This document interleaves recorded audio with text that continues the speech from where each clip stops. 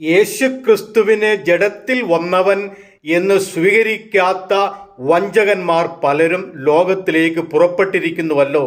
വഞ്ചകനും എതിർ ക്രിസ്തുവും ഇങ്ങനെയുള്ളവൻ ആകുന്നു. ഞങ്ങളുടെ പ്രയത്നഫലം കളയാതെ പൂർണ്ണ പ്രതിഫലം പ്രാപിക്കേണ്ടതിന് സൂക്ഷിച്ചുകൊള്ളുവിൻ.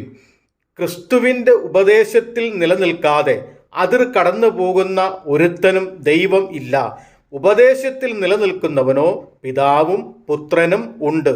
ഒരുത്തൻ ഈ ഉപദേശവും കൊണ്ട് അല്ലാതെ നിങ്ങളുടെ അടുക്കൽ വന്നുവെങ്കിൽ അവനെ വീട്ടിൽ കൈക്കൊള്ളരുത്. അവന് കുശലം പറയുകയും അരുത്.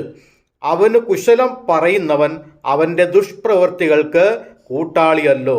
നിങ്ങൾക്ക് എഴുതുവാൻ പലതും ഉണ്ട്, എങ്കിലും കടലാസിലും മഷി കൊണ്ടും എഴുതുവാൻ എനിക്ക് മനസ്സില്ല.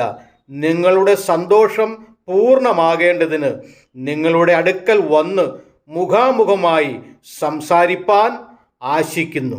യോഹന്നാൻ്റെ 2-ാം ലേഖനം 7 മുതൽ 12 വരെയുള്ള വാക്യങ്ങൾ. കള്ളക്രിസ്തുക്കളെയും വഞ്ചകന്മാരെയും തിരിച്ചറിഞ്ഞ് അവരുടെ ഉപദേശം കേട്ട് അവിടെ പിന്നാലെ പോകാതെ സത്യദൈവത്തിൽ നിസ്തുലനായ യേശുക്രിസ്തുവിൽ ആശ്രയിച്ച് വിശ്വസിച്ച് അനുഗ്രഹിക്കപ്പെടുവാൻ ദൈവം നിങ്ങളെ സഹായിക്കട്ടെ. ആമേൻ.